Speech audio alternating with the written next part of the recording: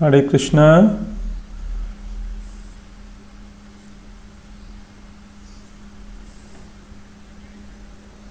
আমি এখানে এসে অত্যন্ত আনন্দিত তোমাদের সকলকে দেখে। তোমরা এতজন এসেছো বিভিন্ন স্থান থেকে।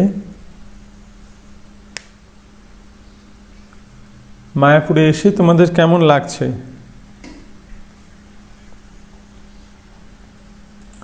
পঞ্চতত্ত্বের মহা অভিষেক তোমাদের আজকে কেমন লেগেছে?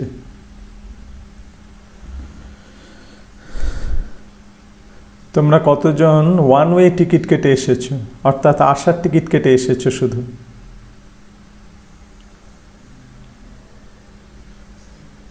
তোমরা বুঝতে পেরেছো আমি কি বলতে চাইলাম? প্রভুপাদ বলতেন, যখন তোমরা পবিত্র ধামে আসবে, বিশেষ করে যারা বাইরে থেকে আসছো, তোমরা আসবে ওয়ান ওয়ে টিকিট কেটে, অর্থাৎ আসার টিকিট কেটে আসবে। তোমরা মায়াপুরে আসবে আর ফিরে যাবে না।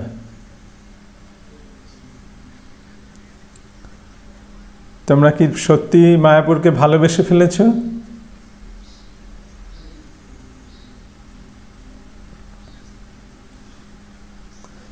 নাকি মায়াপুরকে দেখে প্রথমেই ভালোবেসে ফেলেছিলে? আমি দেখছি তোমরা অত্যন্ত সিরিয়াস হয়ে গেছো। কেন আমি এটা জিজ্ঞাসা করছি? কারণ মায়াপুর হচ্ছে চিন্ময় জগৎ।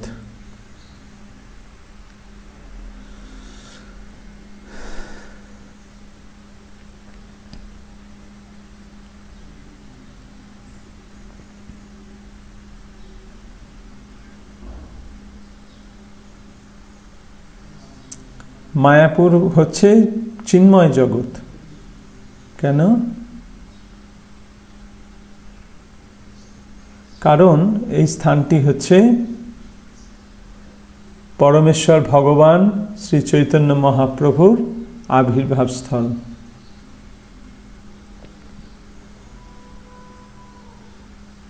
তোমরা কতজন জানো যে শ্রী চৈতন্য মহাপ্রভু হচ্ছেন পরমেশ্বর ভগবান? বাহ, খুব ভালো।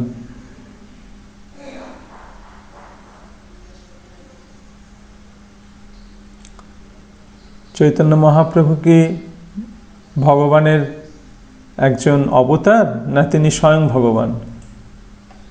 বাহ, আমি দেখে অবাক হয়ে যাচ্ছি যে আমার কত সুন্দর আমার শ্রোতারা, পণ্ডিত শ্রোতা। সেটা আমার উপস্থাপনাটাকে আরো সাবলীল করে তুলবে, সহজ করে তুলবে। কারণ কখনো কখনো আমরা দেখি যখন যারা অশিক্ষিত, এই বিষয়টি সম্বন্ধে জানে না, তাদেরকে বোঝানো কঠিন হয়ে যায়। আমি সম্প্রতি একটা ঘটনা ঘটেছিল। আমি আমেরিকাতে গেছিলাম, নিত্যানন্দ ত্রয়োদশীতে আমাকে ক্লাস দিতে হয়েছিল। স্বাভাবিকভাবেই নিত্যানন্দ ত্রয়োদশী, আমি নিত্যানন্দ ত্রয়োদশীতে নিত্যানন্দ প্রভুর উপরে ক্লাস দেবো বলে তৈরি হয়েছিলাম। কিন্তু যখন আমি ক্লাস নিতে এলাম, দেখলাম যে অনেক নতুন লোক এসেছে, যারা প্রথমবার এসেছে। তখন আমি ভাবলাম যে আমি যদি শুধু নিত্যানন্দ প্রভুর সম্বন্ধে বলতে আরম্ভ করি, তার লীলা সম্বন্ধে, তাহলে এইসব ব্যক্তিরা তারা কিছু বুঝতে পারবে না। তাই আমাকে খুব সরল ক্লাস দিতে হলো।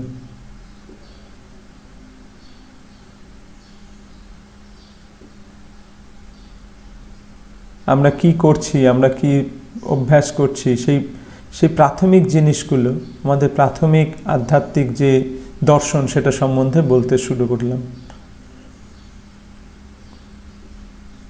আত্মার পরিচয়, পারমার্থিক জগৎ, চিন্ময় জগৎ, এবং তারপর ভগবান, এবং অবশেষে আমি বললাম যে কিভাবে পরমেশ্বর ভগবান এই জড়জগতে আবির্ভূত হন এবং তার আসার কারণ কি।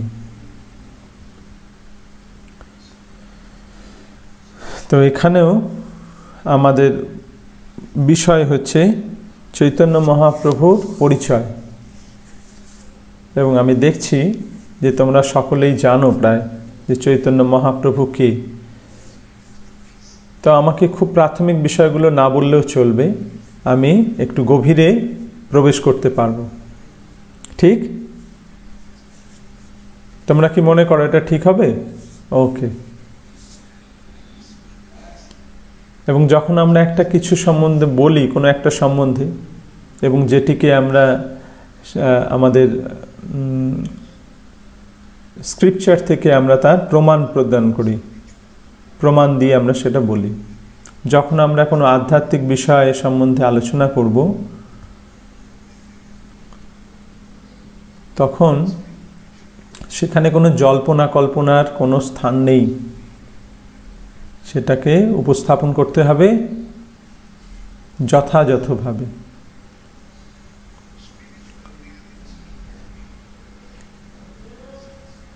পারমার্থিক জগৎ আমাদের ইন্দ্রিয়ানুভূতির ঊর্ধ্বে।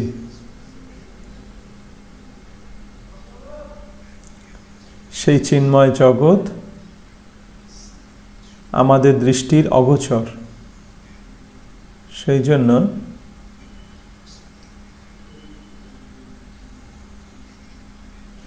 জন্য আমাদের সেই চিন্ময় জগৎ সম্বন্ধে কোনো ধারণা নেই। এটা একটা সত্যি, এটা রয়েছে, প্রকৃতপক্ষে রয়েছে, কিন্তু আমরা সেটা দেখতে পাই না। সেই স্থান আমরা সেটাকে স্পর্শ করতে পারি না, আমরা সেই স্থানে যেতে পারি না। তাই একমাত্র উপায় হচ্ছে সেই চিন্ময় জগৎ সম্বন্ধে বোঝার, সেই সত্যকে, পরম সত্যকে জানার। সেটা হচ্ছে যারা সেই চিন্ময় জগৎ দেখেছেন বা সেখান থেকে এসেছেন, তাদের কথা শ্রবণের মাধ্যমে সেই সত্য সম্বন্ধে জানার প্রথম প্রাথমিক সূত্র হচ্ছে পরমেশ্বর ভগবান। পরমেশ্বর ভগবান শ্রীকৃষ্ণ এই জ্ঞান প্রথম প্রদান করেছিলেন এই জড়জগতে। তিনি কে? তিনি হচ্ছেন ব্রহ্মা। ব্রহ্মাকে তিনি প্রথম এই জ্ঞান দান করেছিলেন। তিনি ব্রহ্মহৃদা আদি কবয়ে মুহ্যন্তি যৎসূরয়ঃ। পরমেশ্বর ভগবান এই জ্ঞান ব্রহ্মার হৃদয়ে প্রদান করেন।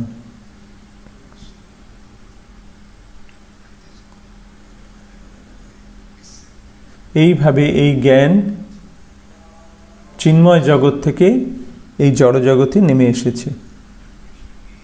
পরমেশ্বর ভগবান যা দিয়েছেন ব্রহ্মাকে, সেইটাই হচ্ছে বেদ নামে পরিচিত। বেদ মানে জ্ঞান। প্রথমে এই জ্ঞান পরমেশ্বর ভগবান স্বয়ং প্রথম সৃষ্ট জীব ব্রহ্মাকে প্রদান করেন। এইভাবে এই জ্ঞান নেমে এসেছে।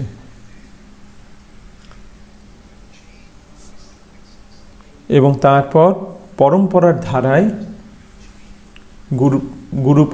গুরু শিষ্য পরম্পরার ধারায় কৃষ্ণ হচ্ছেন আদি গুরু, যিনি এই প্রথম জ্ঞান প্রদান করেন ব্রহ্মাকে। তারপরে ব্রহ্মা সেই জ্ঞান তার পুত্র নারদ মুনিকে প্রদান করেন। এবং তারপরে এইভাবে এই জ্ঞান প্রবাহিত থাকে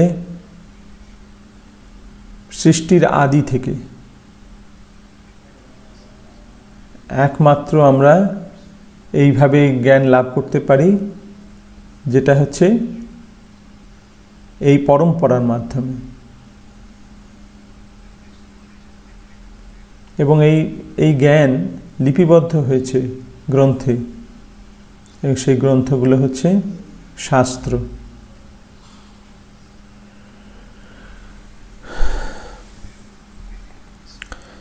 তাই যখনই আমরা সেই বিষয় সম্বন্ধে আলোচনা করব, তাই সেগুলিকে আমাদের শাস্ত্রীয় প্রমাণ দ্বারা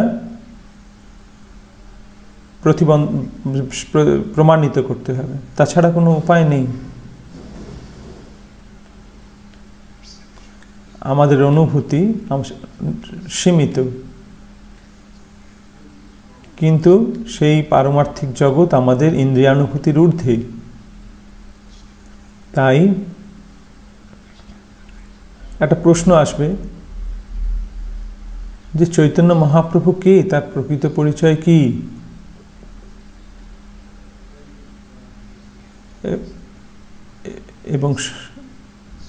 এবং সঙ্গে সঙ্গে আমাদের উত্তর হবে যে দেখা যাক শাস্ত্রে কি বলা হচ্ছে তার সম্বন্ধে।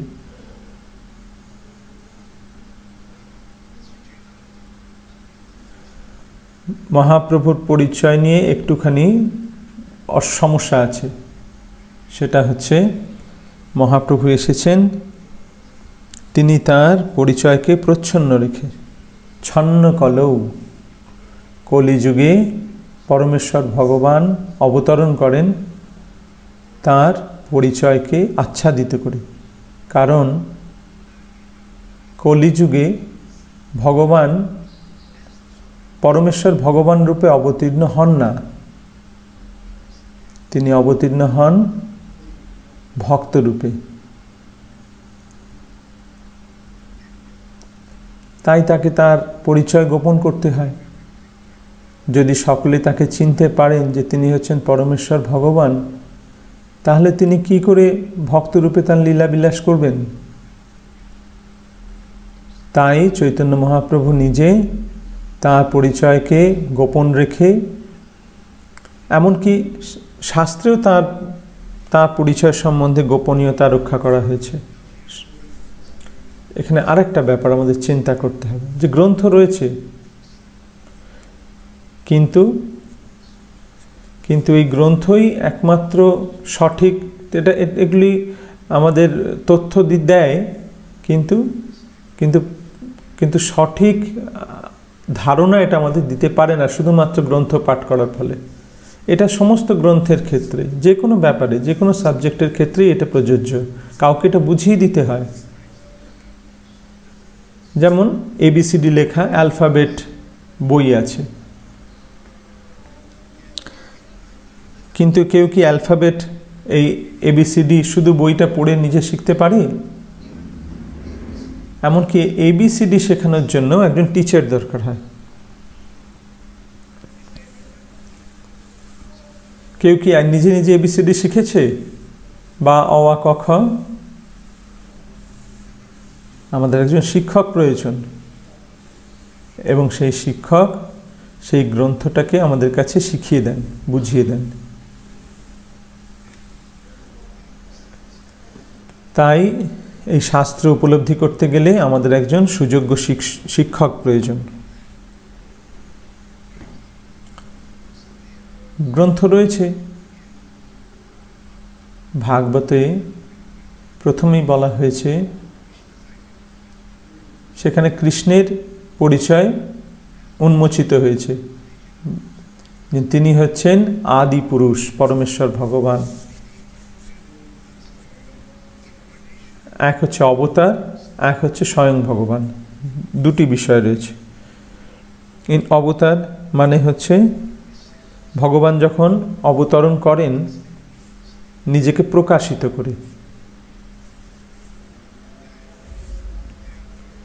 তাকে বলা হয় অবতার।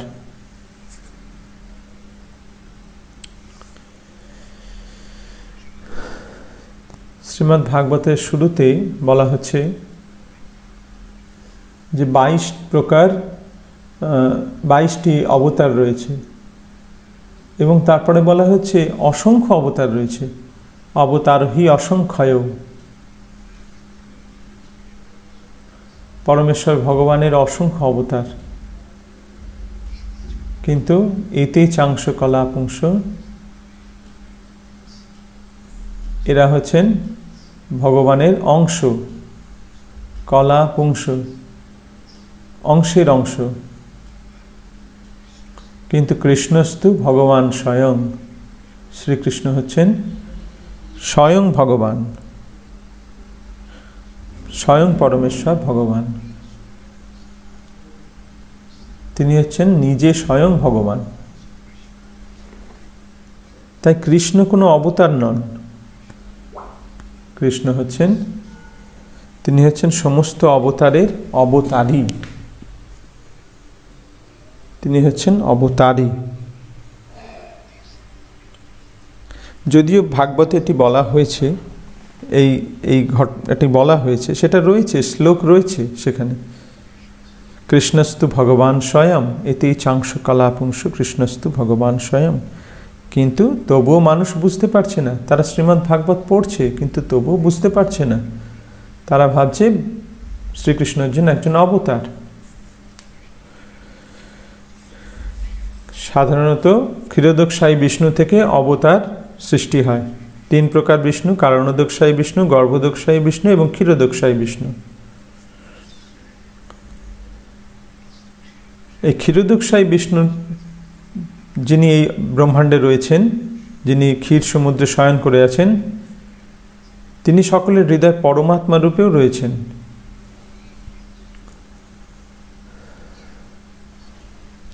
তিনি আসেন বিভিন্ন অবতার রূপে সেই ব্রহ্মাণ্ডে, সেই ব্রহ্মাণ্ডের সমস্ত অবতার তার থেকে হয়। এবং সেটা বলা হচ্ছে যে কৃষ্ণ হচ্ছেন অবতার। অনেকে মনে করে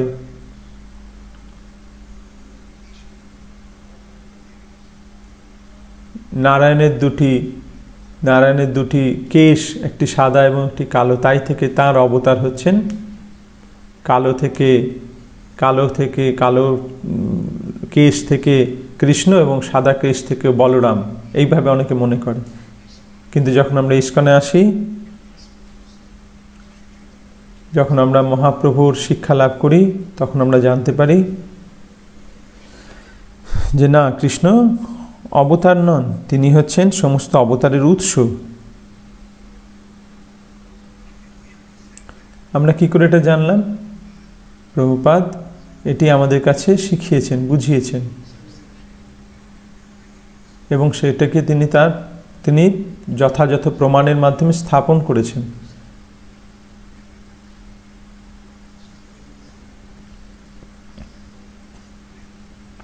তাই আমাদের একজন শিক্ষক প্রয়োজন। কৃষ্ণ কে সেটি বোঝার জন্য চৈতন্য মহাপ্রভু কে, চৈতন্য মহাপ্রভু একজন অবতার নন, তিনি হচ্ছেন অবতারের উৎস, অবতারী, তিনি স্বয়ং ভগবান। কৃষ্ণ হচ্ছেন পরমেশ্বর ভগবান, সেই কৃষ্ণই চৈতন্য মহাপ্রভু রূপে অবতীর্ণ হয়েছেন। এবং আরও আমরা জানতে পারি, আরও বেশি করে জানতে পারি যে শুধু কৃষ্ণই নয় চৈতন্য মহাপ্রভু, তিনি হচ্ছেন রাধা কৃষ্ণের মিলিত রূপ।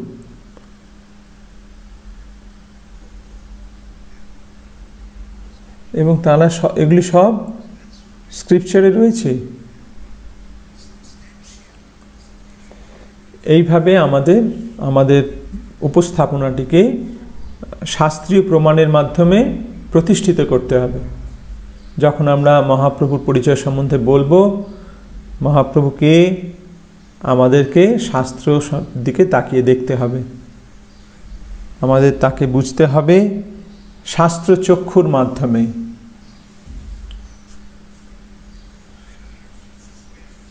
দেখার দুটি পন্থা আছে, একটা হচ্ছে নিজেদের চোখ দিয়ে, আমাদের এই জড় চক্ষু দিয়ে, সেটা হচ্ছে এক রকমের দেখা।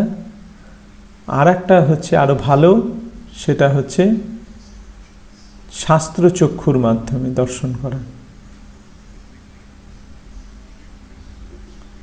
যখন আমরা মহাপ্রভুকে শাস্ত্র চক্ষুর মাধ্যমে দর্শন করার চেষ্টা করব, তখন আমরা সবকিছু বুঝতে পারবো। চৈতন্য মহাপ্রভুকে যদ অদ্বৈতম ব্রহ্মোপনিষদি তদপশ্যতনুভা,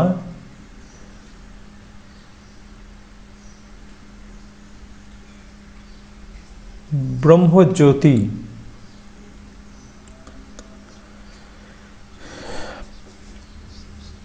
চিন্ময় আলোক, যেটি সমগ্র চিন্ময় জগৎকে উদ্ভাসিত করেছে এবং যা এই জড়জগতের সৃষ্টির আদি কারণ ব্রহ্ম, যাকে উপনিষদে বলা হয়েছে অদ্বৈতম, এটি এক, এর কোনো দ্বিতীয় নেই। অদ্বৈতম, যদ অদ্বৈতম ব্রহ্ম উপনিষদি, উপনিষদে বলা হয়েছে তদপশ্য তনুভা, সেটি হচ্ছে তার দেহের অঙ্গকান্তি। যা আত্মান্তর্জন্ময় পুরুষ ইতি সোহাস্যাংশ বিভব, এবং যিনি সকলের হৃদয়ে অন্তর্যামী রূপে অবস্থান করছেন, সুপার সোল রূপে, পরমাত্মা রূপে, তিনি হচ্ছেন তার প্রকাশ। সোহাস্যাংশ বিভব ষড়ৈশ্বর্যপূর্ণ য ইহ স ভগবান স্বয়ময়ম, স্বয়ং ভগবান, পরমেশ্বর ভগবান, যিনি ষড়ৈশ্বর্যপূর্ণ, তিনি হচ্ছেন স্বয়ং তিনি। ন চৈতন্যাৎ কৃষ্ণাৎ জগতি পরতত্ত্বং পরমিহ, এই চৈতন্য মহাপ্রভু যিনি হচ্ছেন স্বয়ং ভগবান, পরমেশ্বর ভগবান, তাছাড়া আর কোনো সত্য নেই, তার ঊর্ধ্বে আর কোনো সত্য নেই, তিনি হচ্ছেন পরম সত্য।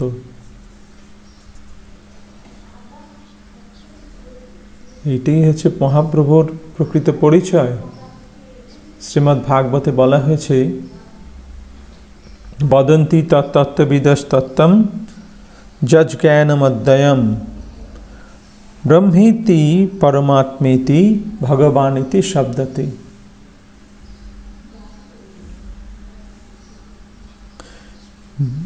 বদন্তি মানে বলা, তত্ত্ববিদস্তত্ত্বম, যারা পরম সত্য সম্বন্ধে জানেন তারা বলেন যা অদ্বৈত, যা দ্বিতীয় নেই,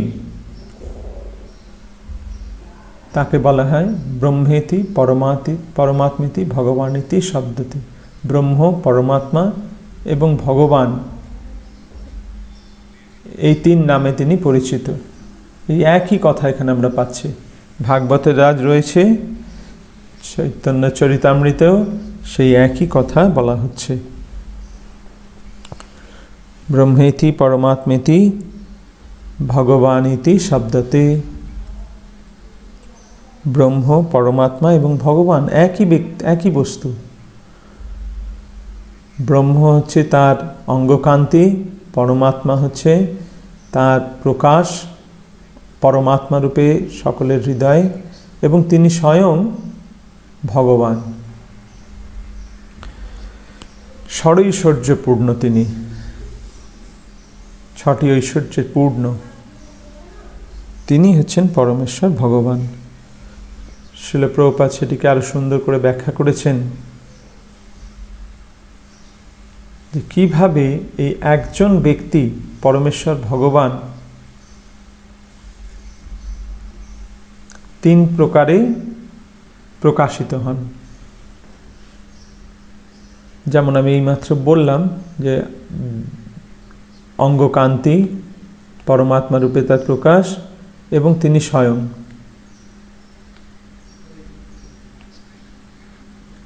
এই বিষয়টিকে আরো ভালো করে বোঝানোর জন্য তিনি বলেছেন যে একটা রাত্রিবেলা একটা রেলগাড়ি যখন আমরা দেখি দূর থেকে, তখন আমরা তাকে কিভাবে দেখি? তোমরা অনেকেই ট্রেনে ভ্রমণ করেছো, প্ল্যাটফর্মে দাঁড়িয়ে থেকে দেখেছো, হ্যাঁ, অধৈর্য হয়ে অপেক্ষা করেছো, তারপরে দেখেছো প্রথমে কি দেখা যায়? দূর থেকে লাইট দেখা যায়, আলোটা দেখা যায়। তারপরে ট্রেনটা যখন কাছে এসে যায় তখন তার শরীরটা দেখা যায়। যখন এসে প্ল্যাটফর্মে দাঁড়িয়ে যায়, তখন তুমি দেখতে পাও তার ভেতরে লোকজন বসে আছে। সেই একই ট্রেন। দূর থেকে তাকে দেখে মনে হচ্ছে আলোক, কাছে এলে মনে হচ্ছে একটা ট্রেনের দেহটা, আরও কাছে এলে যে ট্রেনের ভেতরে কম্পার্টমেন্ট রয়েছে, তার মধ্যে যাত্রীরা রয়েছে। প্রভুপাদ আরও বলেছেন কেন এরকম 3 প্রকার রয়েছে। যখন আমরা দূর থেকে দেখব, যখন আমরা জ্ঞানের মাধ্যমে দূর থেকে তাকে দেখব, যখন আমরা পরমেশ্বর ভগবানকে জানার চেষ্টা করব জ্ঞানের মাধ্যমে, এটা নয়, এটা নয়, এটা হচ্ছে জ্ঞানীদের পন্থা, যে এটা নয়, এটা নয়, নেতি নেতি, এইভাবে তারা এসে পৌঁছায় পারমার্থিক জগতে। তখন তারা এই জ্যোতি দর্শন করে।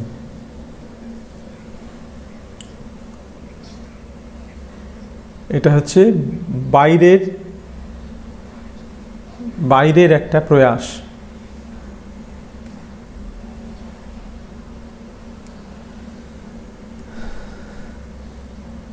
যখন তারা জ্ঞানের মাধ্যমে এই পরমাত্মা ভগবানকে জানার চেষ্টা করে, তখন তারা জ্ঞানের মাধ্যমে এই জ্যোতি দর্শন করে, ব্রহ্মজ্যোতিকে লাভ করে। তারপরে যখন সে তার চেতনাকে অন্তর্মুখী করে যোগের মাধ্যমে, অষ্টাঙ্গ যোগের মাধ্যমে, তখন সমাধিতে সে পরমাত্মা রূপে ভগবানকে দর্শন করতে পারে। সেটি হচ্ছে যোগ।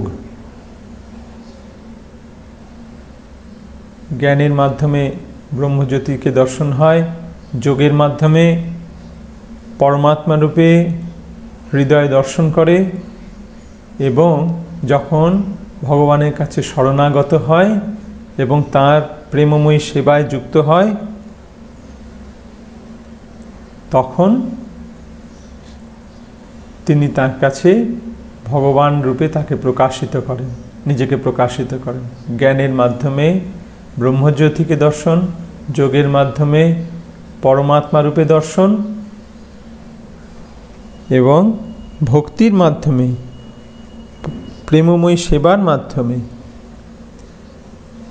ভগবান নিজেকে তার স্বরূপে প্রকাশিত করেন, পরমেশ্বর ভগবান রূপে।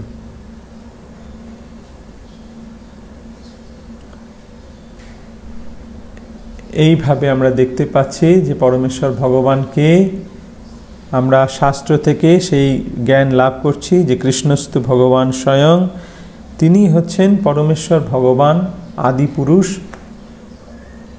এবং সেই পরমেশ্বর ভগবান শ্রীকৃষ্ণই চৈতন্য মহাপ্রভু।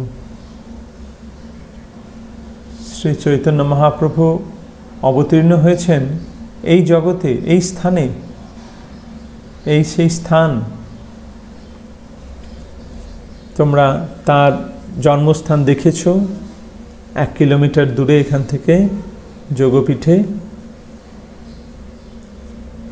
সেখানে একটি নিম বৃক্ষ রয়েছে, সেই নিম বৃক্ষের তলায় চৈতন্য মহাপ্রভু সচিমাতা এবং জগন্নাথ মিশ্রের পুত্ররূপে আবির্ভূত হয়েছিলেন। পরমেশ্বর ভগবান তিনি অবতীর্ণ হয়েছেন, তিনি জন্মগ্রহণ করেছেন একটা সাধারণ মানব শিশুর মতন। যখন তিনি তার এই লীলা, এই নরলীলা করেন, তখন তিনি এরকম জন্মগ্রহণ করেন, না হলে তিনি এইরকম জন্মগ্রহণ লীলা করেন না।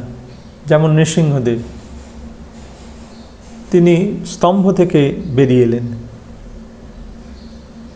যেমন বরাহদেব ব্রহ্মার নাসারন্ধ্র থেকে বেরিয়ে এলেন, ব্রহ্মা হাঁচলেন আর সেখান থেকে তার নাক দিয়ে বেরিয়ে গেলেন বরাহদেব।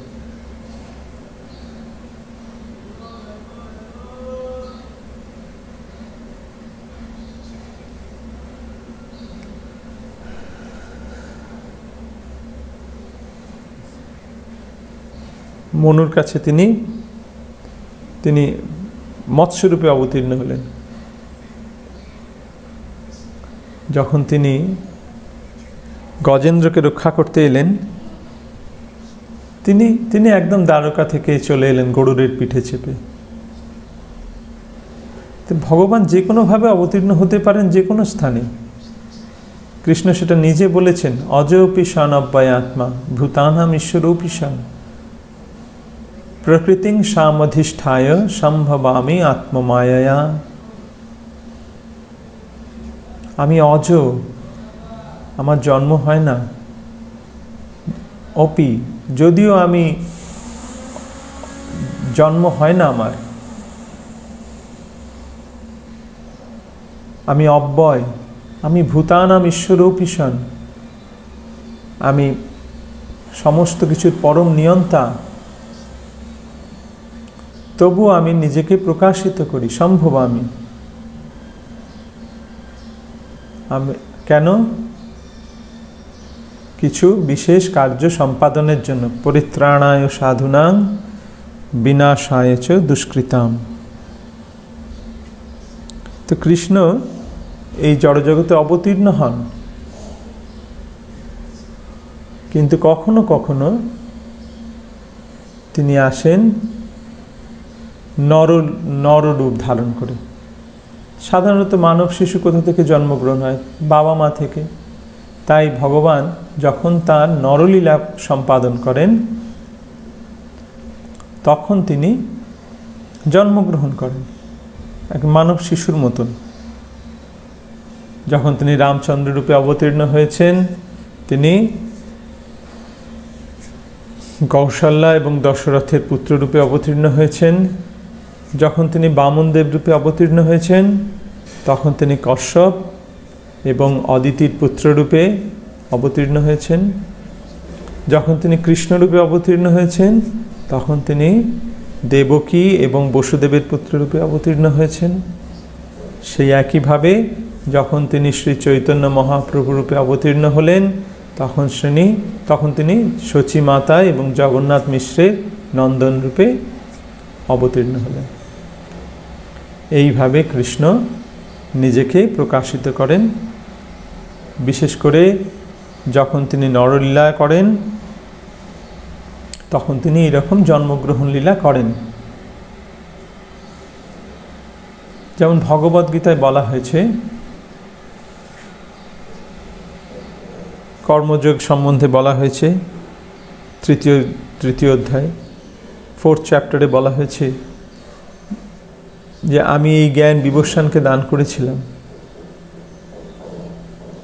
কিন্তু সময়ের সাথে সেটি নষ্ট হয়ে গেছে সেই জ্ঞান।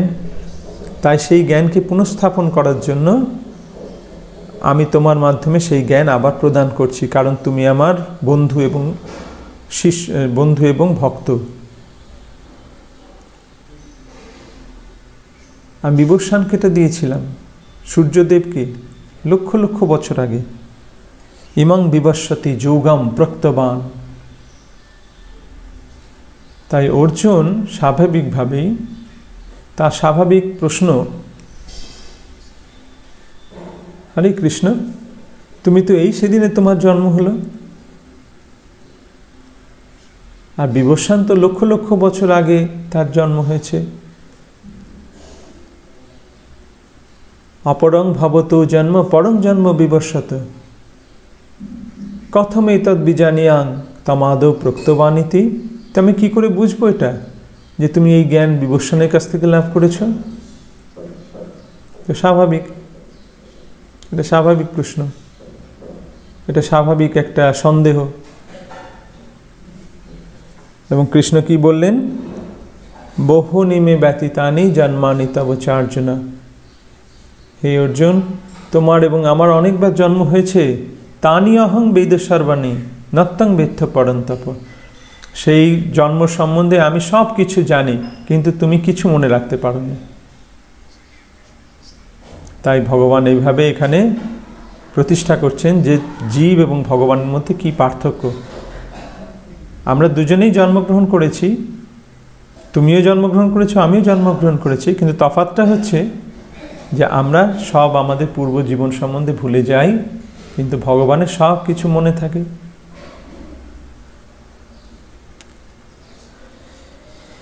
এইভাবে ভগবদ্গীতায় ভগবান তার পরিচয় প্রতিষ্ঠিত করছেন পরমেশ্বর ভগবান রূপে। অর্জুন, তোমার সঙ্গে আমার একটা তফাৎ আছে। এবং তারপরে বলছেন অজ অপি সনব্বয় আত্মা ভূতানাম ঈশ্বরূপী সন। আমি অজ, আমার জন্মগ্রহণের দরকার হয় না, আমি পরমেশ্বর ভগবান। কিন্তু প্রকৃতিং সামধিষ্ঠায় সম্ভবামি আত্মমায়া, আমি নিজেকে প্রকাশিত করি, আমি জন্মগ্রহণ করি না, আমি সম্ভবামি। আমি অজ অর্থাৎ আমার জন্ম হয় না, আমি নিজেকে প্রকাশিত করি যখন আমি মনে হয় যে আমি জন্মগ্রহণ করেছি, কিন্তু সেটা প্রকৃতপক্ষে আমার আত্মমায়া, আমার যোগমায়া, আমার অন্তরঙ্গা শক্তির প্রভাবে আমি এইভাবে অবতীর্ণ হয়। দেখে মনে হয় আমি যেন জন্মগ্রহণ করেছি, কিন্তু আমি জন্মগ্রহণ করি না, আমি অজ। তো কৃষ্ণের এই অবতরণ পরমেশ্বর ভগবানের রূপে, একজন পিতা এবং মাতার পুত্র রূপে, এটা প্রকৃতপক্ষে কৃষ্ণের পরিকল্পনা। তিনি যোগমায়ার মাধ্যমে এইটি সংগঠন করেন, এই লীলা। এবং তারপর এটা বলা হচ্ছে যে কৃষ্ণেরও যতেক খেলা, তার মধ্যে নরলীলা, নর বপু তাহার স্বরূপ। সমস্ত লীলার মধ্যে কৃষ্ণের নররূপে তার যে লীলা, নরলীলা, সেটি হচ্ছে সব থেকে শ্রেষ্ঠ লীলা। কৃষ্ণের সমস্ত লীলার মধ্যে এইগুলি নররূপে তার যে লীলা, সেগুলি সর্বশ্রেষ্ঠ, সর্বোত্তম লীলা। নর বপু তাহার স্বরূপ, কারণ এই যে মানুষের মতন তার শরীর, এইটি তার প্রকৃত স্বরূপ, এইটি তার প্রকৃত স্বরূপ। কৃষ্ণের স্বরূপ মানুষের মতন। তফাৎটা হচ্ছে যে আমাদের দেহটি পঞ্চভৌতিক, কৃষ্ণের দেহটি চিন্ময়, সচ্চিদানন্দ বিগ্রহ। কৃষ্ণের শরীর সচ্চিদ আনন্দময়। আমাদের দেহ জড়জাগতিক, তাঁর দেহ চিন্ময়। তিনি কৃপা করে আমাদের এই প্রকার দেহ দান করেছেন, তাঁর মতন মানুষের মতন দেহ, তাঁর মতন শরীর তিনি আমাদের দিয়েছেন। অন্য কোনো জীব সেটা লাভ করতে পারে না। এটি ভগবানের স্বরূপ, কৃষ্ণের প্রকাশ। সেগুলি হচ্ছে অষ্টভুজ, চতুর্ভুজ, সহস্রভুজ, তারা হচ্ছেন কৃষ্ণের প্রকাশ। কিন্তু কৃষ্ণের প্রকৃত স্বরূপ, তার প্রকৃত রূপটা হচ্ছে মানুষের মতন। তিনি কৃপা করে তার সেই আকার, আকৃতি তিনি আমাদের দিয়েছেন, মানুষকে দিয়েছেন। তাই আমরা যেন ভুল না করি যে কৃষ্ণ যেহেতু দুটো হাত আছে, আমারও দুটো হাত আছে, তাই কৃষ্ণ আর আমি এক, এটা যেন আমরা ভুল না করি। আমাদের বুঝতে হবে যে এটা একটা কি অসাধারণ দান ভগবান আমাদের দিয়েছেন। তার মতন দেহ আমাদের দিয়েছেন, তার মতন দেখতে। শাস্ত্রে আবার বলা হচ্ছে যে এই আকৃতি, এই যে নরাকৃতি, যে গায়ন্তি দেবা কিলগীত কান ধন্যস্তে ভারত ভূমি।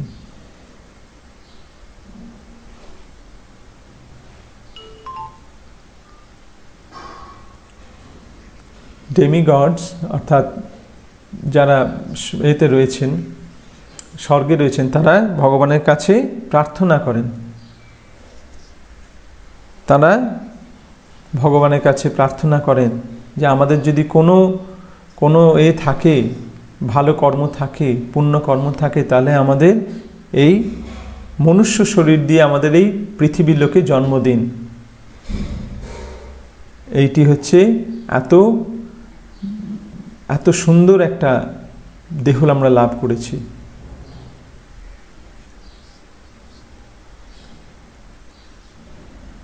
কৃষ্ণ এই দেহ নিয়ে, এইরকম দেহ নিয়ে তিনি অবতীর্ণ হয়েছেন, যেখানে আমরা তার সঙ্গে আমাদের প্রেমময় সম্পর্ক স্থাপন করতে পারি। আমরা মানুষের সঙ্গেই আমাদের প্রেমের সম্বন্ধ স্থাপন করতে পারি। মানুষ বেড়াল কুকুরের সঙ্গে সম্পর্ক স্থাপন করতে পারে না স্বাভাবিকভাবেই। এখন অবশ্য এটা দেখছি আমরা, এটা হচ্ছে, কিন্তু যখন এটা সত্যিকারের প্রেমের সম্পর্ক হয়, তখন এটা মানুষের সঙ্গে মানুষের সম্পর্ক হয়।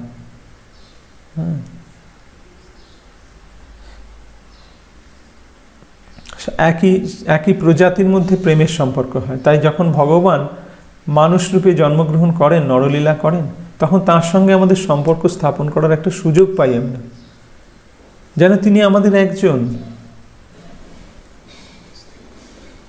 তারপরেও কৃষ্ণ তার পরমেশ্বর ভগবান রূপে তার এই রেখেছেন, কিন্তু মহাপ্রভু সেটি রাখেননি। মহাপ্রভু একদম আমাদের মতন হয়ে গেছেন। কৃষ্ণ যখন তিনি অবতীর্ণ হয়েছেন, তিনি যখন পরমেশ্বর ভগবান রূপে তার স্বরূপ প্রকাশ করেছেন, তিনি যে আর কেউ এটা করতে পারে না এরকম কিছু লীলা দেখিয়েছেন। যখন তিনি গোবর্ধন ধারণ করেছেন এবং সেটিকে ধারণ করেছিলেন, কেউ এটা পারবে করতে না। শুধু তাই নয়, তারপরে ইন্দ্র তার সেই প্রয়াসকে ব্যর্থ করার চেষ্টা করল। ইন্দ্র পারল না। বজ্র এটাকে ভাঙতে পারল না। বজ্র এত শক্তিশালী, তাই দিয়ে আঘাত করা সত্ত্বেও সেটা সেই পর্বত চূর্ণ হলো না। সে পরের পর বজ্রাঘাত করতে লাগলো গোবর্ধনের ওপর, কিন্তু কিছুই হলো না। যার ফলে ইন্দ্র খুব চিন্তায় পড়ে গেল যে কি হচ্ছে এটা। একটা বজ্র নয়, পরের পর বজ্রপাত আমি করে চলেছি, কিন্তু কিছুই হচ্ছে না।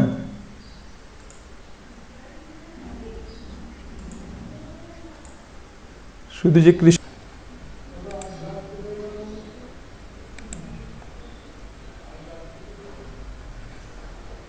কৃষ্ণ ইন্দ্রের এই বজ্রাঘাতকে প্রতিহত করলেন, যাতে গোবর্ধন ধ্বংসপ্রাপ্ত না হয়। পরমেশ্বর ভগবানই একমাত্র এইভাবে কার্য করতে পারেন। কেউ প্রভুপাদের কাছে গেছিলেন, প্রভুপাদকে বলেছিলেন যে তার গুরু হচ্ছে ভগবান, অমুক ভগবান। প্রভুপাদ বললেন, ঠিক আছে, আমি তাকে সেই ভগবানকে একটা চ্যালেঞ্জ দিচ্ছি। তুমি তোমার ভগবান গুরুকে গিয়ে বলো যে এই টেবিলটিকে এক হাতে তুলে ধরতে এবং 7 মিনিট ধরে থাকতে। সে গেল, সে ভগবানকে গিয়ে বলল তার ভগবান গুরুকে যে ভক্তি বেদান্ত স্বামী আপনাকে একটা চ্যালেঞ্জ দিয়েছে যে এই টেবিলটিকে এক হাতে 7 মিনিট ধরে থাকতে হবে। তো তিনি বললেন, এটা কি করে সম্ভব? তখন এসে সে প্রভুপাদকে বলল। প্রভুপাদ বললেন, দেখো, সে একটা টেবিলকে 7 মিনিট পর্যন্ত ধরে থাকতে পারেন না। আর পরমেশ্বর ভগবান শ্রীকৃষ্ণ 7 দিন ধরে গোবর্ধন পর্বতকে ধারণ করেছিলেন। যদি তোমার গুরু ভগবান হন সত্যিকারের, তাহলে তিনি কেন করতে পারছেন না সেটা? এবং শুধু তাই নয়, একটা সাধারণ টেবিলকে তিনি ধারণ করতে পারছেন না। এবং সেই ব্যক্তি অত্যন্ত বুদ্ধিমান ছিল। তখন থেকে সে তার সেই ভণ্ড গুরুর কাছে যাওয়া বন্ধ করে এবং প্রভুপাদের কাছে আশ্রয় গ্রহণ করে।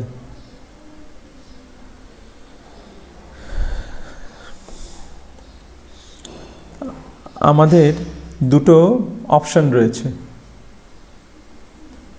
যখন কৃষ্ণ তার নরদেহ ধারণ করে আসেন, নররূপে আসেন,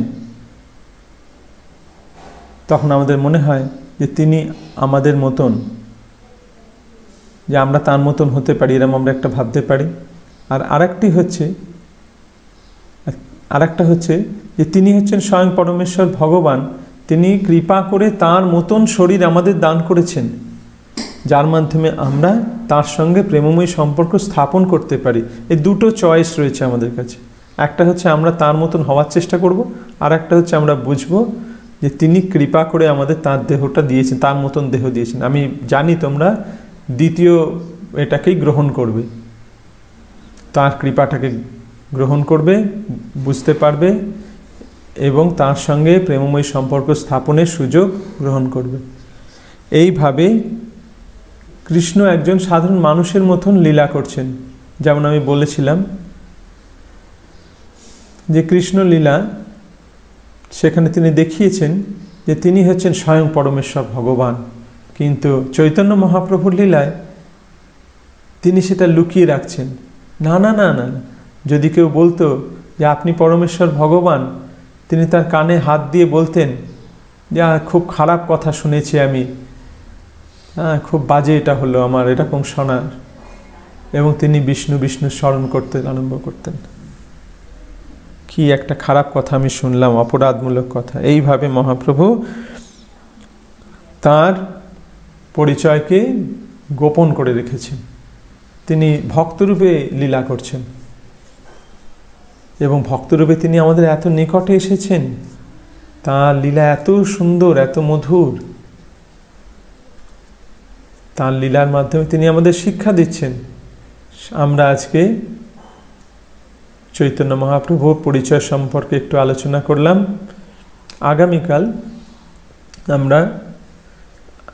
আগামীকাল আমি আলোচনা করব চৈতন্য মহাপ্রভুর শিক্ষা সম্বন্ধে।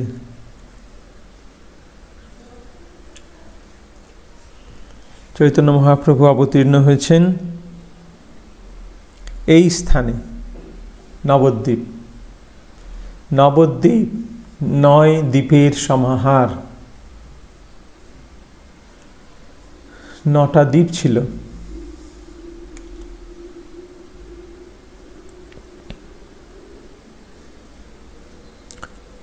চিন্ময় জগতের আকৃতিটি হচ্ছে একটি পদ্মের মতো।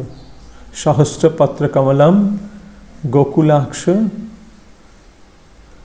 একটা সহস্র দল পদ্ম, গোকুলাক্ষং মহৎপদম, যেটি গোকুল নামে পরিচিত। তৎকিঞ্জলকং তৎপত্রাণি, এবং তার যে কর্ণিকা মাঝখানে, যেখানে তিনি নিজেকে প্রকাশ করেন, এবং তার বিভিন্ন পাপড়ি, সেখানে তিনি তার ভক্তদের নিয়ে বিভিন্ন লীলাবিলাস করেন। এটি একটি পদ্মের মতন।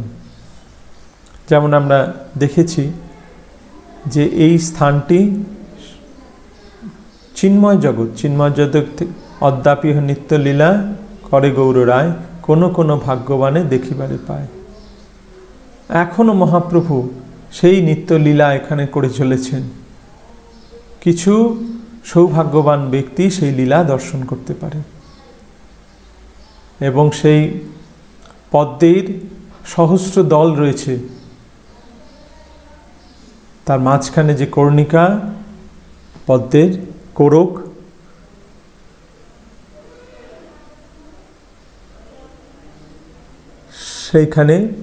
সেইটি হচ্ছে নবদ্বীপ।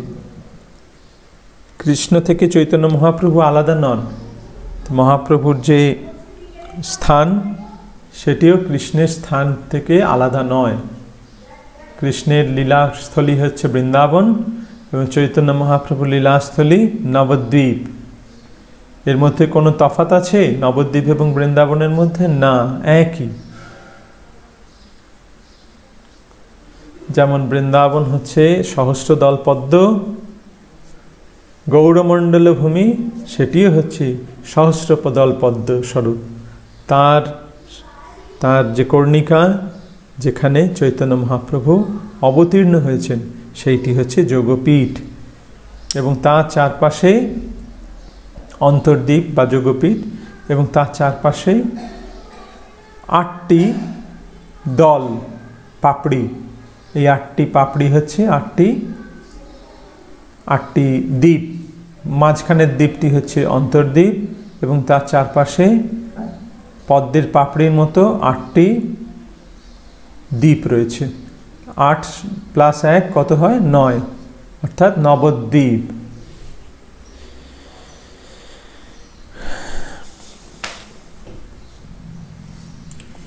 এই স্থানটি হচ্ছে অন্তর্দ্বীপ, যেখানে মহাপ্রভু আবির্ভূত হয়েছেন। সেটি হচ্ছে তার জন্মস্থান। তোমরা সকলে দেখেছো সেই স্থান, পরিক্রমার সময় তোমরা সকলে দর্শন করবে। সেখানে চৈতন্য মহাপ্রভু অবতীর্ণ হয়েছেন একটি নিম বৃক্ষের তলায়। সেই নিম বৃক্ষটি এখনো রয়েছে। সচিমাতা এবং জগন্নাথ মিশ্রের পুত্ররূপে তিনি আবির্ভূত হয়েছেন। ব্রাহ্মণরা সাধারণত খুব সরল জীবন যাপন করে।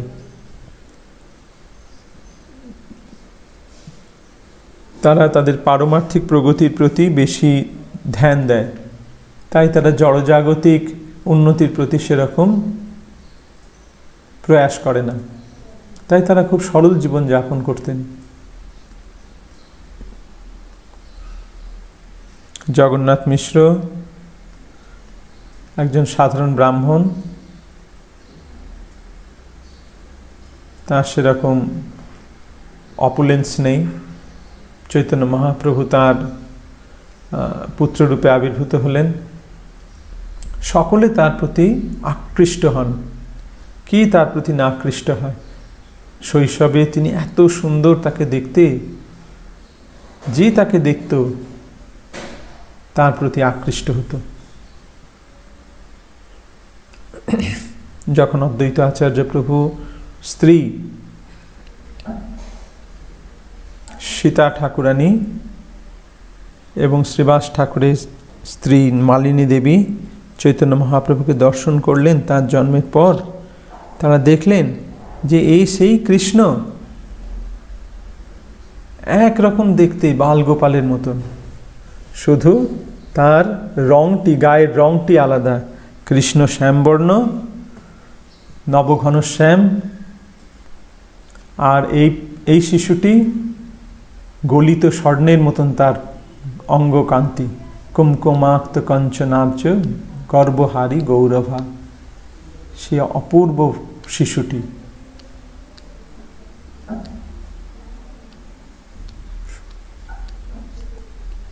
তার কিছু লীলা কৃষ্ণের লীলার সঙ্গে একই রকম প্রায়। যখন কৃষ্ণ আবির্ভূত হলেন, সমস্ত দেবতারা এলেন তাকে দেখতে। মহাপ্রভুর ক্ষেত্রেও তাই হয়েছিল।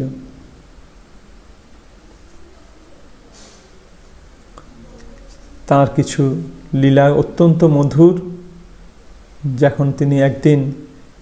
যখন তিনি সবে হামাগুড়ি দিতে শিখেছেন, তিনি উঠোনে হামাগুড়ি দিচ্ছেন। ভারতে গ্রাম্য জীবন অত্যন্ত সরল ছিল। তাদের বিরাট বড় বহুতল বাড়ি থাকতো না, তাদের কুঁড়ে ঘর থাকতো, খুব সুন্দরভাবে সেটি তৈরি করা, বড় পরিষ্কার পরিচ্ছন্ন। কিন্তু সেটা একটা সাধারণ একটা কুঁড়ে ঘর, কিন্তু সেটা খুব সুন্দরভাবে তৈরি করা। ছাদগুলো ঢাকা থাকতো, আটচালা থাকতো, তাতে সিলিং থাকতো, অষ্টাকৃতি এতে সেখানে থাকতো, সিলিং করা থাকতো। কিছু বাড়ি থাকতো, তার মাঝখানে উঠান থাকতো। চৈতন্য মহাপ্রভু সেই উঠানে হামাগুড়ি দিচ্ছেন, কয়েক মাস বয়স তার। সেই সময় একদিন সচিমাতা অত্যন্ত ব্যস্ত ছিলেন রান্না নিয়ে। যখন তিনি এলেন বেরিয়ে, তিনি দেখলেন যে একটা বিশাল সর্প সেখানে রয়েছে, এবং সেই শিশুটি সেই সাপের কুণ্ডলীর মধ্যে রয়েছে। সে চিন্তাটা করতে পারো তোমরা যে মায়ের কি অবস্থা যখন সে তার শিশু সন্তানকে একটা সর্প জড়িয়ে রেখেছে, সাপ জড়িয়ে রেখেছে, সেটা দর্শন করে। তিনি চিৎকার করে উঠলেন এবং অজ্ঞান হয়ে পড়লেন। সকলে দৌড়ে এলো দেখতে কি হয়েছে। তারা কী বা করতে পারবে? স্বাভাবিক তারা ভীত হয়ে পড়েছে। যদি তারা কিছু করার চেষ্টা করে তাহলে সেই সাপটি তাকে কামড়ে দেবে। তাই তারা চিৎকার করছে, গরুড় গরুড়। কারণ গরুড় যখন আসে তখন সাপ পালিয়ে যায়। যখন লক্ষ্মণ তাকে যখন সর্পবাণে নাগ পাশে বন্দি করেছিল, তখন তিনি প্রায় মৃতপ্রায় হয়ে গিয়েছিলেন। তখন গরুড় এলো, আর যেই গরুড় এলো সমস্ত সাপেরা পালিয়ে গেল। তা এটা হচ্ছে রীতি, যখন কোনো সাপ দেখবে বা সাপের আক্রমণ থেকে দেখবে, তখন গরুড়ের নাম স্মরণ করবে, গরুড় গরুড়। এখানেও তারা যখনই সেই গরুড়ের নাম করতে আরম্ভ করলো, তখন সেই সর্পটি শিশুটিকে ছেড়ে চলে গেল। এখন এই সাপটিকে অনন্ত শেষ নাগ, অনন্ত শেষ এসেছিলেন তাঁর প্রভুর সঙ্গে লীলা করার জন্য, চৈতন্য মহাপ্রভুর সঙ্গে। আরেকটি খুব সুন্দর লীলা হচ্ছে, এখন নিমাই একটু বড় হয়েছে, তিনি হাঁটতে পারেন, তিনি কথা বলতে পারেন। তার ভাঙা ভাঙা কথায় একদিন এক ব্রাহ্মণ এসছে।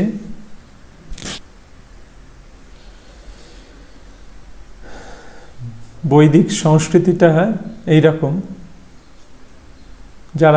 যারা এক জায়গা থেকে এক তীর্থ থেকে আর এক তীর্থে তারা ভ্রমণ করত। আর এক প্রকার ব্রাহ্মণ ছিল, তারা তাদেরকে নিমন্ত্রণ করে নিয়ে আসতেন তাদের গৃহে এবং তাদেরকে সেবা দিতেন। এটা সুন্দর একটা তখন কালচার ছিল। একজন সহজেই ভ্রমণ করতে পারত, তার কিছু তার সহায় সম্বলহীনভাবে। তাকে তো চিন্তা করতে হতো না কোথায় থাকবো, কি খাবো, এসব চিন্তা তাদের করতে হতো না। তো সেই ব্রাহ্মণরা সেরকমভাবে, সেই ব্রাহ্মণ তৈর্থিক ব্রাহ্মণ, সে এক তীর্থ থেকে আর এক তীর্থে ভ্রমণ করছিলেন।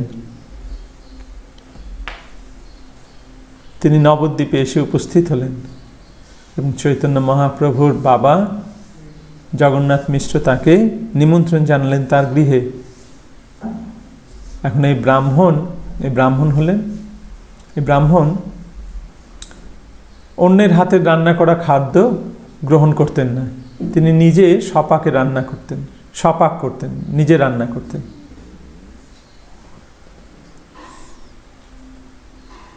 তো ব্রাহ্মণকে সমস্ত সামগ্রী দিলে সে সব নিজে রান্না করে ভগবানকে, বালগোপালকে, তার যে বালগোপাল বিগ্রহ ছিল তাকে নিবেদন করলেন। ছোট্ট নিমাই এসে তখন সেই নিবেদন খেতে আরম্ভ করলেন।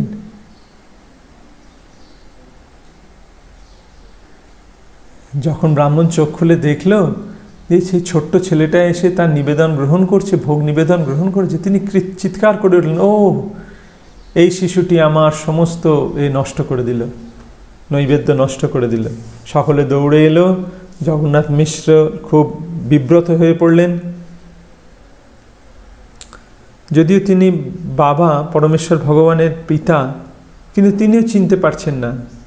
তিনি ভাবছেন যে এটি আমার ছোট্ট শিশু সন্তান, এবং তিনি তাকে চিৎকার করে বকছেন,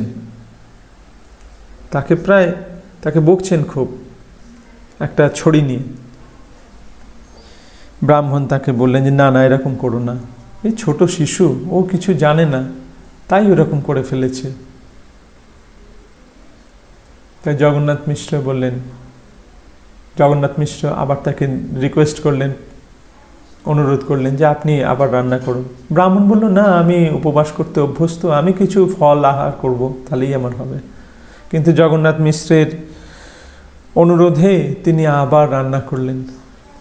এইবারেও যখন তিনি আবার নৈবেদ্য ভোগ নিবেদন করছেন, তখন আবার ছোট্ট নিমাই এসে তার সেই নিবেদন গ্রহণ করতে আরম্ভ করলো, সেই ভোগ খেতে আরম্ভ করলো।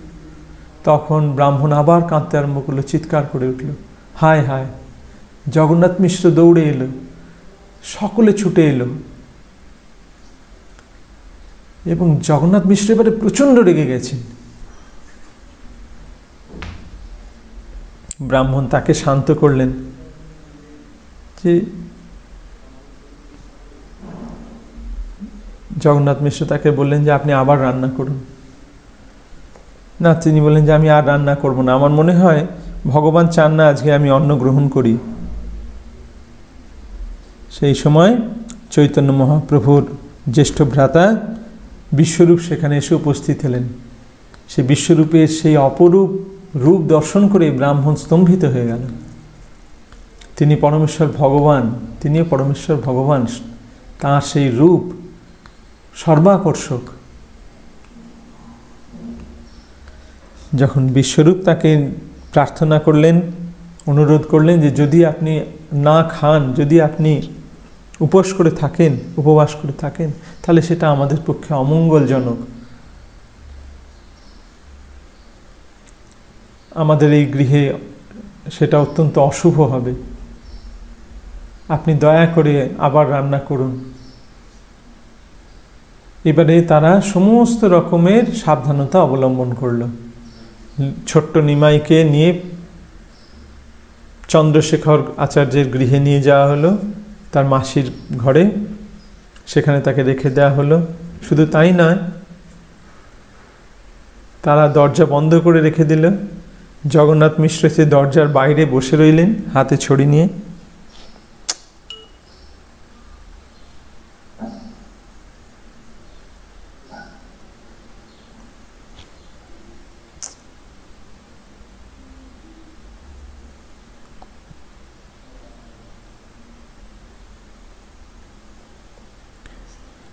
হাতে একটা ছড়ি নিয়ে তিনি বসেছিলেন। সব রকমের ব্যবস্থা নেওয়া হয়েছিল যাতে না ছেলেটি এবারে আর উচ্ছিষ্ট করতে পারে ভোগ। যখন সে ভোগ নিবেদন করছিল, তখন আবার এসে সে সমস্ত উচ্ছিষ্ট করে দিল, ভোগ নিবেদন গ্রহণ করলেন। তখন ব্রাহ্মণ প্রায় কেঁদেই ফেলল, এই শিশুটি আমার সব নষ্ট করে দিল। কিন্তু নিমাই বললেন যে আপনি কীরকম ব্যক্তি, আপনি বলছেন, আমাকে খেতে বলছেন, আহ্বান করছেন, আর যখন আমি খেতে আরম্ভ করছি তখন আপনি বলছেন আমি আমার সমস্ত ভোগ নষ্ট করে দিল। এই কীরকম আচরণ? ছোট্ট শিশু নিমাই এইভাবে তার লীলা সম্পাদন করলেন। কৃষ্ণ এরকম লীলা করেছেন। এইভাবে নিমাই তার বিভিন্ন লীলা সম্পাদন করলেন। এরপর নিমাই একটু বড় হলো, তিনি স্কুলে যেতে আরম্ভ করলেন। তখনকার দিনে স্কুল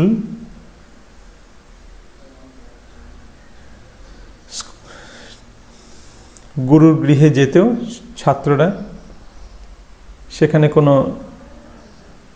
সেখানে সেপারেট বিল্ডিং থাকতো না, কোনো এসব কিছু থাকতো না। গুরুর গৃহে যেত, সেখানে কিছু ছাত্র থাকতো, তাদেরকে শিক্ষক নিজে শেখাতেন, শিক্ষা দিতেন। নিমাই অত্যন্ত বুদ্ধিমান, বিভিন্ন বয়সের সেখানে স্টুডেন্টরা ছিল, ছাত্ররা ছিল, যারা একটু বয়স্ক, যারা একটু ছোট, বিভিন্ন বয়সের ছাত্র ছিল, যারা একটু বড়।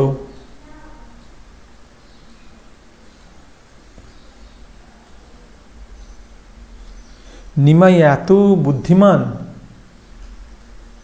যে সে সব কিছু মনে রাখতে পারত।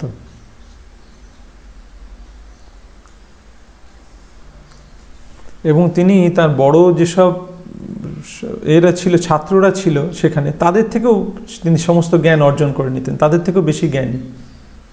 এবং সেই সঙ্গে তিনি অত্যন্ত দুষ্টু ছিলেন। ভগবানের এটি আর একটি বিশেষ লীলা।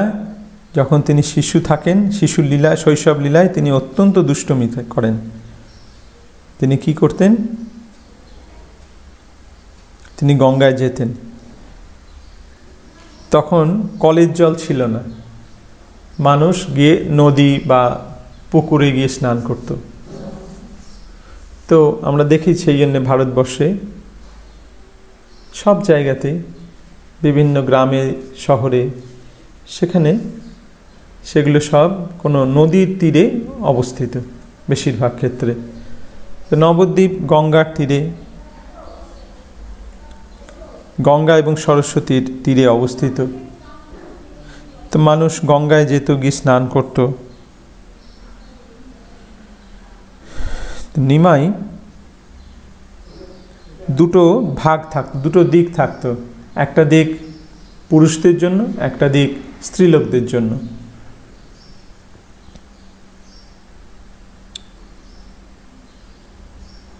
নিমাই কি করত? পুরুষদের বস্ত্রগুলো নিয়ে গিয়ে সেগুলো স্ত্রীলোকদের দিকে রাখত, আবার স্ত্রীলোকদের বস্ত্রগুলো নিয়ে এসে পুরুষদের দিকে রেখে দিত।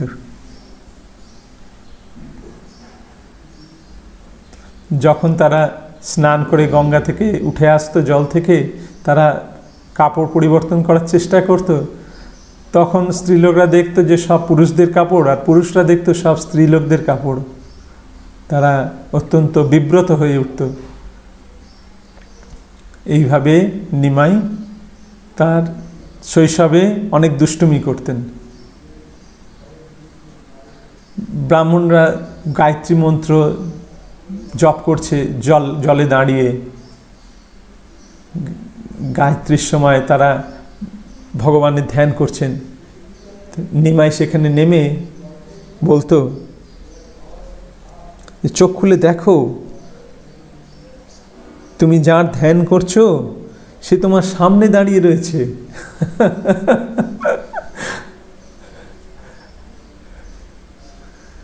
কেউ বলতো, নিমাই এটা কি করছো তুমি? তারা কিছু বলতো না, তারা কিছু মুখে কথা বলতো না, যাও চলে যাও, মুখের অঙ্গভঙ্গি করে তাকে চেষ্টা করতো। আর নিমাই কি করতো? মুখে জল নিয়ে কুলকুচি করে তাদের গায়ে দিয়ে দিতেন। তারা খুব বিব্রত হয়ে যেত, আমাদেরকে আবার অপবিত্র করে দিল।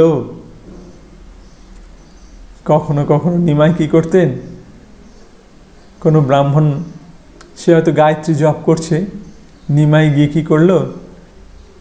তার পা ধরে জলের তলায় নেমে তাকে টেনে গঙ্গার মধ্যে নিয়ে চলে যেতেন।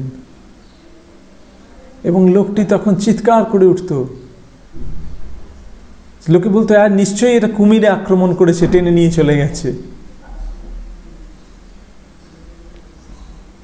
আবার কখনো নিমাই সে বালিকাদের কাছে যেত যারা শিবের পূজা করছে বা দেবীর পূজা করছেন। এই ব্যাপারটা হচ্ছে যে কুমারী মেয়েরা তারা শিব পার্বতীর পূজা করেন, কাত্যায়নী দেবীর, যেমন গোপীরাও করেছিল, ভালো পতি লাভ করার জন্য। তো নিমাই তাদের কাছে যেত, গিয়ে বলতো, কার পূজা করছো তোমরা? তোমরা শিবের পূজা করছো? মহেশের? তুমি কি জানো না সে আমার ভৃত্য, আর দুর্গা আমার দাসী? তোমরা তোমাদের সমস্ত কিছু নিবেদন তাদের দিচ্ছ কেন? তোমরা আমাকে দিয়ে দাও সব, আমি তোমাদের সমস্ত ইচ্ছা পূরণ করব। আমি জানি তোমরা কেন পূজা করছো, আমি তোমাদের ইচ্ছা পূরণ করব। তোমাদের এমন পতি হবে কন্দর্পের মতন, কামদেবের মতন, কুবেরের মতন ধনী হবে, তোমাদের ইন্দ্রের মতন শক্তিশালী হবে।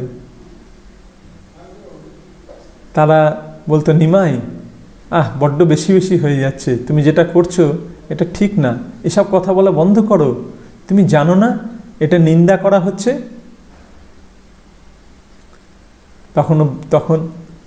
তখন নিমাই বলতো, আমি তোমাদের একটা সহজ প্রস্তাব দিচ্ছি, এই সমস্ত কিছু আমাকে দিয়ে দাও এবং তোমাদের সব ইচ্ছা পূরণ হয়ে যাবে। কিছু মেয়ে তারা সব কিছু নিয়ে সেখান থেকে পালিয়ে যেত। কৃষ্ণ বলছে ঠিক আছে, তখন মহাপ্রভু বলতেন ঠিক আছে, তোমরা যদি আমাকে না দাও তাহলে তোমার এমন একটা পতির সঙ্গে বিবাহ হবে যার ৭৫ বছর বয়স, তোমার অনেক সতীন হবে।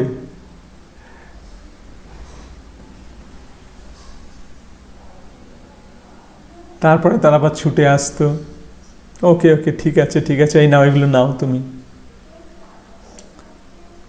এইভাবে নিমাই তার শৈশবে অনেক দুষ্টুমি করতেন। তারা গিয়ে সচিমাতাকে নালিশ করত, দেখো নিমাই কিভাবে আমাদেরকে বিরক্ত করছে। পুরুষরা গিয়ে জগন্নাথ মিশ্রকে নালিশ করত। জগন্নাথ মিশ্র খুব রেগে যেতেন, আমাকে বকতে হবে, আমাকে শাসন করতে হবে, শিশুটিকে একদম নষ্ট হয়ে যাচ্ছে। যারা এরমভাবে নালিশ করত তারা বলতেন, না জগন্নাথ মিশ্র তুমি চিন্তা করো না, আসলে ও যখন এরকম করে আমাদের সঙ্গে তখন আমাদের ভালোই লাগে, ওকে বকো না। কিন্তু তা সত্ত্বেও জগন্নাথ মিশ্র খুব ব্যতিব্যস্ত হয়ে উঠতেন এবং হাতে একটি ছড়ি নিয়ে তাকে শাসন করতে যেতেন। আর সেই মেয়েগুলো এসে বলতো, নিমাই তোমার বাবা আসছে, তুমি পালিয়ে যাও এখান থেকে, তোমাকে শাসন করতে আসছে। তো নিমাই সেখান থেকে তখন পালাতো। তখন জগন্নাথ মিশ্র দেখতেন যে হ্যাঁ নিমাই আসছে, যেন মনে হচ্ছে যেন তার গুরুর পাঠশালা থেকে তিনি ফিরে আসছেন। তার চুল একদম শুষ্ক, তার গায়ে ধুলাবালি রয়েছে, কালির বিন্দু সারা শরীরে, তার মুখে কালির বিন্দু, তার হাতেও কালি লেগে রয়েছে।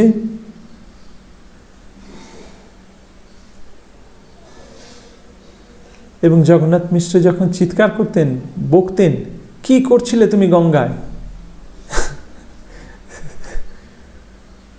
তখন নিমাই বলতো, আমি তো স্কুল থেকে ফিরছি বাবা।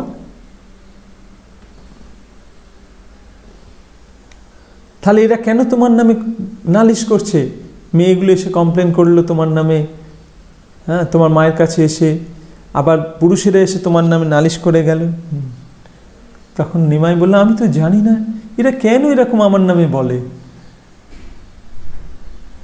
জগন্নাথ মিশ্র সত্যি খুব বিরক্ত হয়ে উঠতেন, সত্যিই তো আমি বুঝতে পারছি না, একে তো দেখে মনে হচ্ছে না যে গঙ্গায় গিয়েছিল তারপরে এসব করেছে। এইভাবে নিমাই তার বিভিন্ন শৈশব লীলা করতেন। যখন নিমাই বড় হলেন তখন তিনি অত্যন্ত সিরিয়াস হয়ে উঠলেন, যদিও তিনি তখনও কিছু এরকম শিশুসুলভ আচরণ করতেন। যখন তিনি বড় হলেন তিনি খুব সিরিয়াস হয়ে গেলেন। তিনি কোনো মহিলার সঙ্গে কোনো ঠাট্টা পরিহাস করতেন না, খুব গম্ভীর ব্যবহার করতেন মহিলাদের সঙ্গে।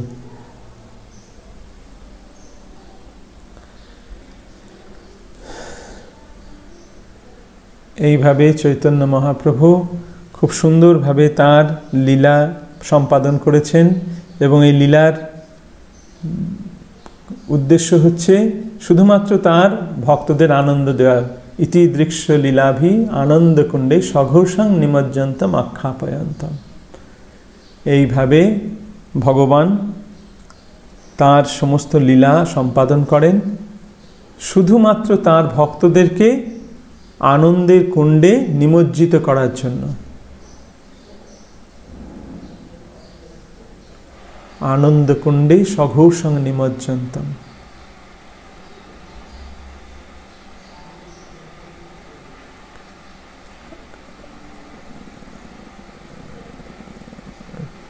আমি আর একটা লীলা বলে শেষ করব। নিমাই এখন 16 বছর বয়স হয়েছে।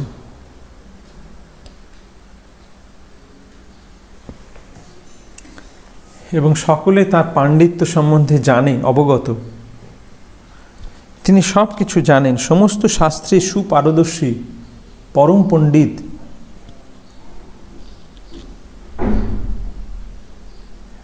একজন খুব শক্তিশালী ব্রাহ্মণ, খুব বিদ্বান ব্রাহ্মণ তিনি এলেন, যিনি সমস্ত পণ্ডিতদের পরাস্ত করেছেন। তিনি কাশ্মীর থেকে এসেছেন এবং সারা ভারতবর্ষ ভ্রমণ করে সমস্ত ব্রাহ্মণদেরকে, সমস্ত পণ্ডিতদের পরাজিত করে এসেছেন। তখনকার দিনে পণ্ডিতরা এরম দিগ্বিজয় যেতেন।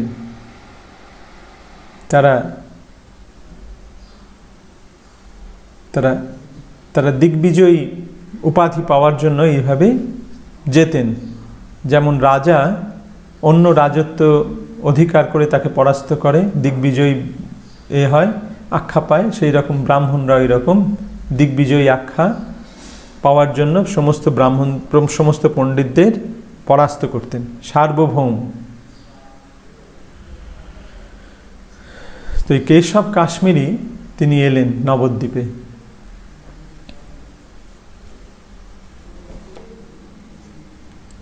কেশব কাশ্মীরি এসেছে জানতে পেরে সমস্ত ব্রাহ্মণরা, পণ্ডিতের, তারা কেউ পালিয়ে গেল, কেউ আর বাড়ি থেকে বেরোলো না। এইভাবে সবাই নিজেকে লুকিয়ে ফেলল। সবাই ভয় পেয়ে গেল যে তারা পরাস্ত হয়ে যাবে এর কাছে এবং অত্যন্ত বিব্রত হতে হবে। তাই কেশব কাশ্মীরি সে অপেক্ষা করছে যে যাতে ব্রাহ্মণরা আসে, তার সঙ্গে এসে তর্ক করে, তার নিমন্ত্রণ স্বীকার করে। তা একদিন সন্ধ্যাবেলা তিনি হেঁটে যাচ্ছেন গঙ্গার তীর দিয়ে।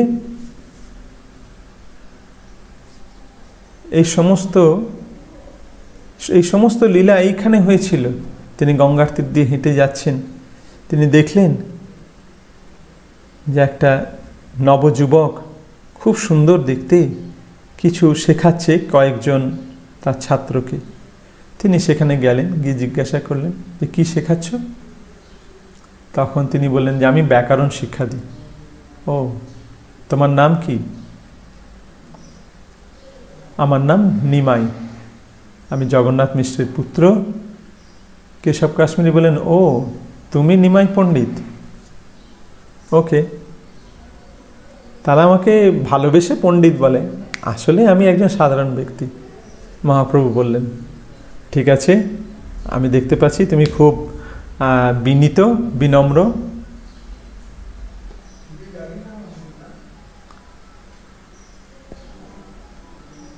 তখন নিমাই বললেন যে আমি তোমাকে চ্যালেঞ্জ করছি। তখন নিমাই বললেন, আমি আপনার সঙ্গে চ্যালেঞ্জ নিতে পারি না, আমি আপনার কাছ থেকে কিছু শিখতে চাই। তখন নিমাই বললেন যে গঙ্গার কিছু মহিমা আপনি বলুন, গঙ্গার মহিমা বর্ণন করে আপনি কিছু বলুন, আমি শ্রবণ করি। তখন কেশব কাশ্মীরি সঙ্গে সঙ্গে 100টি শ্লোক রচনা করে গঙ্গার স্তুতি করতে লাগলেন। এগুলি সব পদ্য আকারে।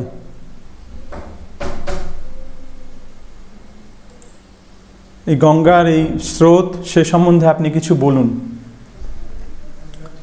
তখন তিনি দেখলেন যে অপূর্ব এক পণ্ডিত পরের পর শ্লোকে তিনি গঙ্গার মহিমা বর্ণন করছেন।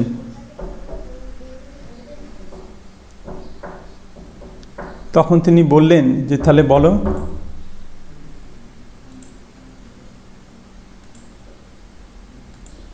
বললেন তো তুমি এই সম্বন্ধে আপনি কিছু বলুন। তখন এই সমস্ত রচনা করে তিনি বললেন যে কীরকম লাগলো তোমার? মহাপ্রভু বললেন, খুব সুন্দর, তাতে কিছু কিছু দোষ আছে, কিছু গুণ আছে। মহাপ্রভু বললেন, তখন কেশব কাশ্মীরি বললেন, দোষ আছে? আমার লেখায় দোষ? তুমি কি করে বুঝবে? তুমি কাব্যের কি বোঝো?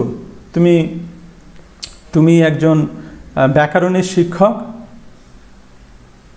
নিমাই বললেন, হ্যাঁ।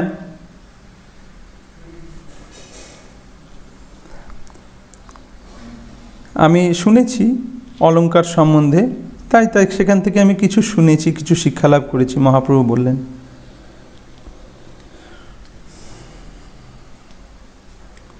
যখন তিনি নিমাইকে চ্যালেঞ্জ করলেন, নিমাই বললেন যে আপনি একটা শ্লোক বলেছেন এবং সেখানে আপনি বলেছেন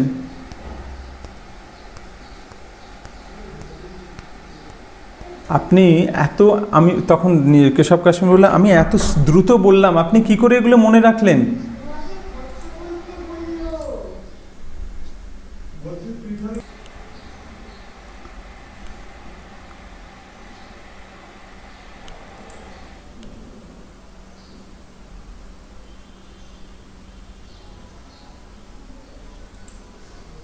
তখন মহাপ্রভু বললেন যে যেমন কেউ কবিবর হয়, সেরকম কেউ শ্রুতিধরও হয়।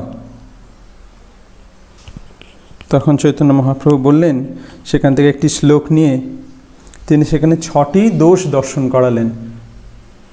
একটা শ্লোকে 6টি দোষ দর্শন করলেন।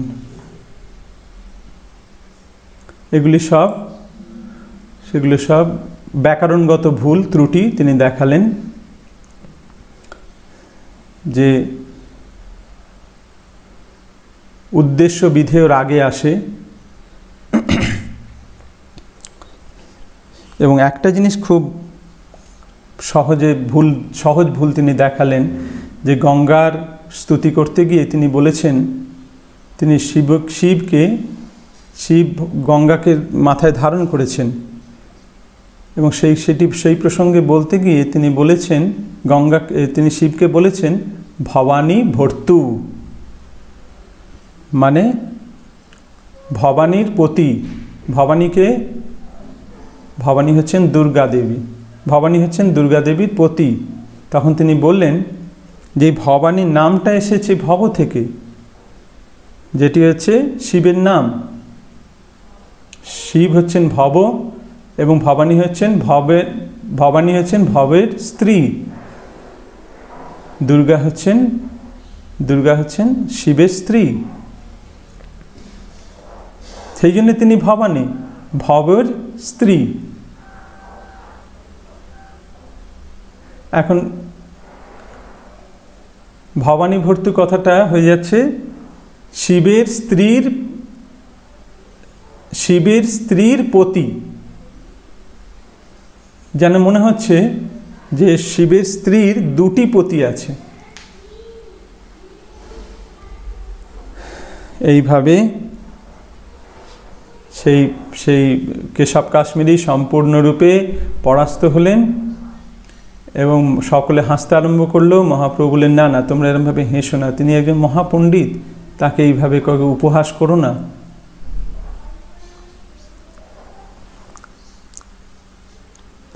ইনি সরস্বতীর বরপ্রাপ্ত ছিলেন। সরস্বতী সবসময় তাঁর জিহ্বায় অবস্থান করতেন।